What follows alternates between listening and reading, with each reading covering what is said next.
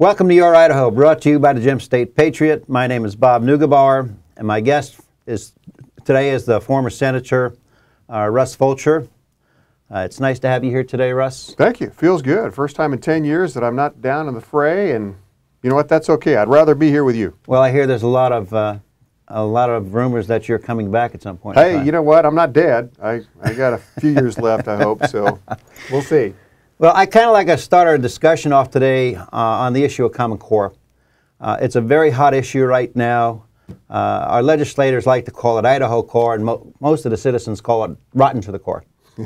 Yeah. So let's start off by the two bills that have been introduced to the legislature. There was one that was introduced to the House Ways and Means Committee, and that really never went anywhere. We understand that was held there in the House Ways and Means by the chairman and by issue of House Speaker Bedke.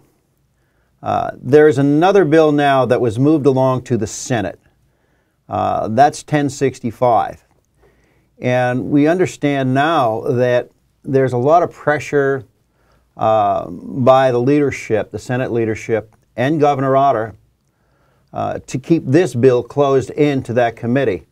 You know, can you tell me why you think these leaders don't want to listen to what the citizens of Idaho want, which is a hearing? Yeah, you know what? I think I do have some insight on that, but I wanted to just reflect on one thing that you mentioned, calling it Idaho Core.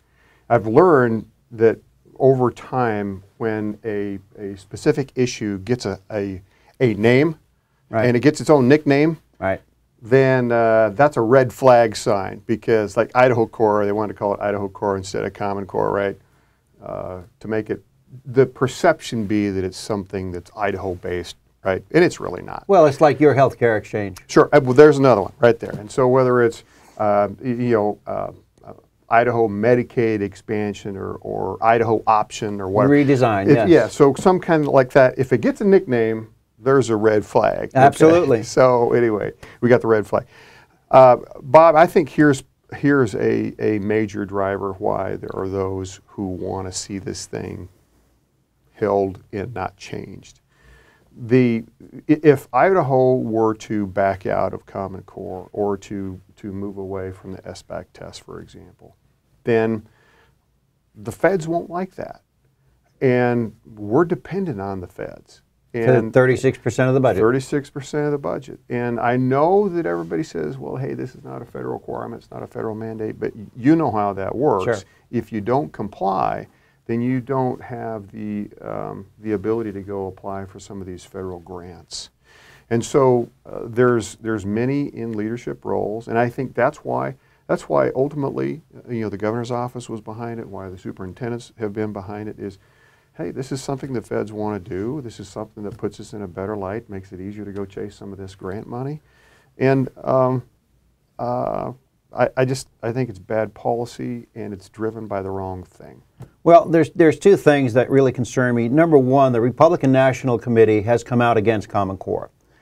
And the Idaho Republican Party has passed a resolution against Common Core to stop it. And even A.J. Blukoff, when he was running against the governor, said he does not want the SBAC test. He thinks it's a bad test. So, with all of these different groups talking about how bad this particular standard is, I don't understand, aside from the fact that they want the federal money, why we can't start to back off of this a bit and take a second look at it, because so many other states are doing that. Yeah. Do you think there's any chance that they'll at least stop, or are they just that crazy that they're going to keep going and pumping money into this, because it's costing us a lot more than people realize? It is interesting, but I'll tell you, there's a couple of very powerful lobbies, or at least one that wants to see this happen, and that's the business lobby. Business lobby is fully engaged with this. They have a fair amount of influence with the legislators, and you mentioned this is interesting. The National Republican Party and the Idaho Republican Party they've both come out in opposition to it. Right. But you know what? We've got to follow through with that at the polls. And there was a similar circumstance with health care over the last couple of years Oh, where yeah. the party was in opposition to that. But yet, the legislature passed it, and there, for the most part, there wasn't a tremendous blowback at the polls over that. And so I think that what you're doing, the work that you do, and just making people aware that, hey, wait a minute here, we're in the majority. We oppose this. We oppose Common Core. We oppose the SBAC test. And we're in the majority here. And you all in lawmaking roles need to pay attention to that. And then hold them accountable. I think what you do is a big step in that direction. But unfortunately, it is going to take some of that. Well, we're just one small cog in a very large wheel, as you well know. But we get out to a fair amount of people. I was looking at a survey that was taken last year, just over the last couple of weeks, and this survey was done with a lot of the teachers. I think it was a little over 400 or 500 of them. 42% of whom have children in the school system, and they're also taxpayers. Now, 77% of those that were polled said that this SBAC test is a major distraction for their classrooms, while 58% of the voters surveyed had a negative opinion of Common Core standards. Now, don't you think with polls like this, the legislators would at least slow the implementation of the standards down and take a closer look when you see how other states are dealing with this problem? I mean, Bobby Jindal in Louisiana has canceled it, basically. You have the Democratic Party up in Washington, of all places, has just passed a resolution to get rid of Common Core in Washington State. What is the matter with Idaho? Are we just sticking the muds, or don't we get it? Or are we just that far behind the curve? Is everybody right about that? You know, I think that there's some truth in the statement that we just don't get it yet. But to your point, that I think that trend is changing. It's changing and it's trending on a national level. And I do think we will come around when I say we, the collective we. But there's a couple of things that I think are out there that are impediments to that and following really the will of the people. Number one is there's been no good leadership that's come forth with a viable alternative. They just lay down and say, hey, look, here is our pathway out. And you got to have that leadership, I think, to a large extent. Well, you know that the people from 912 have come up with some great ideas, taking the math from, I think it's Boston, from Massachusetts, yeah, right, and taking the English from the California studies.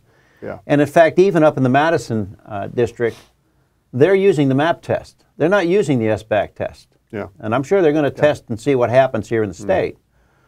I'm just saying that is everybody but the politicians understanding what this is going to do to our system. It's bad enough we have a school system that's broken. What they're doing is spending a lot of money and wasting it, and they're going to break it more. Yeah, and you know what? I don't disagree with that. And in this case, probably the lawmakers are the last ones who are coming in line. But and by the way, those options you talked about, I think are the right options. There is so much good curriculum out there. There are so many good alternatives out there, and it's why not take the best that Massachusetts has to offer, or any other state? Maybe Idaho's got the best in math curriculum or whatever. But the bottom line is we've got to be able to turn that over to the local decision makers. What's best for their students? If you travel around the state, and I've had the privilege of doing that a lot, Bob, and I can tell you there is a big difference in the school population of Caldwell than in Salmon. There's a big difference in the need of what those students have. Why not do what you just said? Why not let the local school district in Canyon County or the Caldwell School District say, hey, you know what, for us, that curriculum that Indiana did for history, that's a good fit for us. This for English that came out of California, that's really good for us. Whatever. or maybe we've developed over time our own curriculum. Sure. Let the genius of the local teachers and the knowledge and the local administrators, with the knowledge they have of their base, go out and pick and choose that.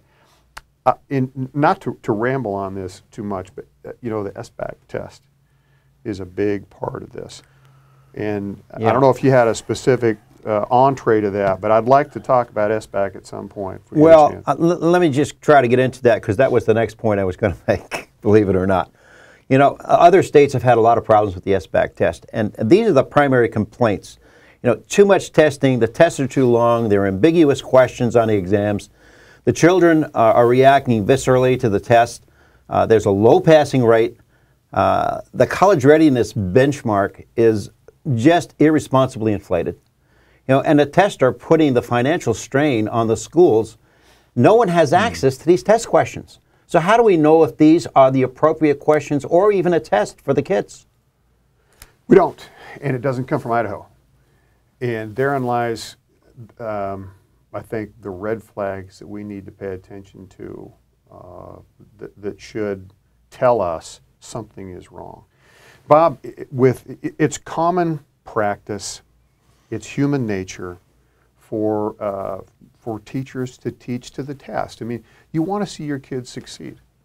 And the content of this SBAC test, although curriculum is not mandated, but that content of that test drives the curriculum that get taught to our kids. And it's coming from someplace other than Idaho. Well, if you don't know what's on a test, how can you drive a curriculum towards a test? Well, but they still know the parameters of the subject matter. They may not know the specifics, the specific questions, and then it's 7 hours, 8 hours, 8 hours for kids that are as low as third grade. Third grade, right? My goodness! And then what happens to the data? We don't have any control of that data. No. And so I think that is the approach that we need to consider taking to try to start changing course. And I think you mentioned it was Senate Bill 1065. That would release the state from the mandate. Yeah, it would opt the kids out of the graduation have to take that test. And I think that's a really good place to start shifting course on this. Well, when it comes right down to it, the parents can say no. Yeah. There's no way the state can stop them. Yeah. Whether it's mandated or not, if it's mandated in the state, doesn't mean the kids have to take it. Yeah. Well, there is some blowback though, and I don't know all the details of it. And if not enough take it, it's going to cost them $640,000. Yeah. It's part of the money that they gave for this test. But I always look at it this way: if they're dumb enough to give it, then watch it go away is okay with me. I'm convinced Common Core is not the answer to our education system here in Idaho, and throwing a lot of money at it is not the answer either. The system is broken, and I think we need to start at the root of the problem and fix it there. And you wrote something very recently in the Idaho Reporter talking about the 115 school districts we have here. I'm writing an article on that right now, which will be out in the next newsletter, not this one. But 115 districts, that lends itself to having a lot of highly paid chiefs and not enough Indians that are getting enough money to do the job that they're supposed to do. And could you expound on that a little bit? Because that's a pet peeve of mine. Yeah. Well, not only do we have 115 right thereabouts traditional public school districts, but I believe every single charter school we have is its own separate district as well. Yes, with their own board. With their own board and their own administration. And so if you take a look at the overall spending of our public school system, the amount of money that goes just into administration is unbelievable. Oh, the money that they make is crazy. And those are all dollars that don't go specifically for the purpose of educating our kids. Right. And so I think there's a couple things we need to learn and a couple actions we should take. First of all, if you go around this state, some of these small towns have their own district, and that's their identity. I mean, that's really important to them. They want that high school in that small town is their identity, and they want to keep that identity, and that's fine. At the same time, I think as wise stewards of those dollars, that we should take it upon ourselves administratively to mold some of those together.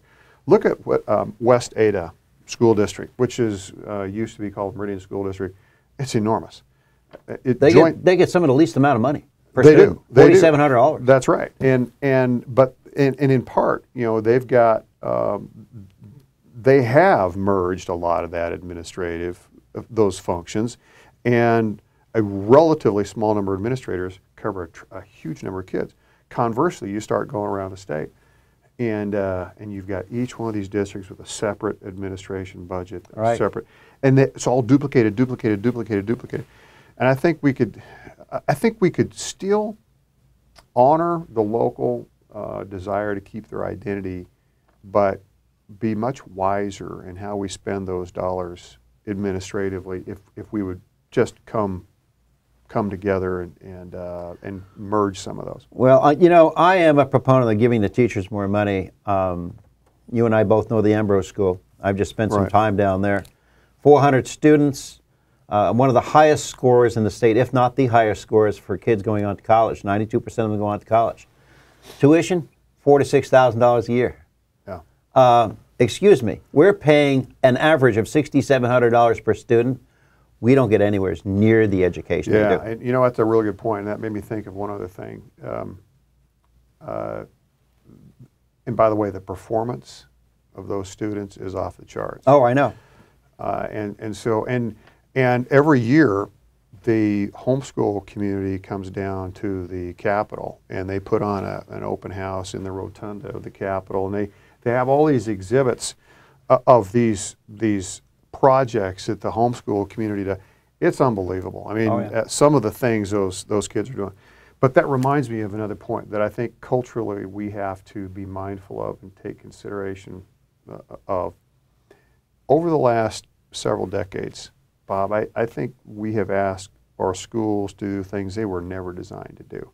I mean, I'm not that old, but when I went to school, the primary role at a school was to teach me the curriculum and the text. But now, you know, our schools have the responsibility for feeding the kids. Yeah. They got the responsibility in some cases for clothing the kids. Yeah, all the new mandates. Yeah, and those are all things that I think parents have wrongfully forfeited in some cases. You know, because you know, it's really easy if the school's going to feed our kids and clothe them and all that kind of thing. You know, teach them health sciences and a lot of the personal things that I want to teach my kids. And so what does that do? Now all of a sudden you got resource officers and counselors, and I went through recently the list of employees of our traditional public schools trying to track, okay, what does this title mean and what does this person really do? I can't even tell you. I look at some of these titles. I can't even tell you what they do. I know. And so here's, I think, something we ought to challenge our parents to say, hey, you know what?